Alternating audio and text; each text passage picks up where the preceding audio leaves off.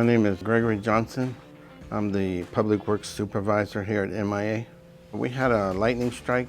It was a minor one, but we had to go out there and just patch up the little holes, fill it in to keep them from getting bigger. They'll develop FOD, the asphalt will break out, and that could get sucked into the engines and cause a more serious problem. They put some tack oil in there to fill up the small holes, and it helps the bigger holes, helps the asphalt stick and hold in there better. And they put asphalt in the larger holes to fill in the hole. We see them more in the summer when we have all the lightning storms in the afternoon.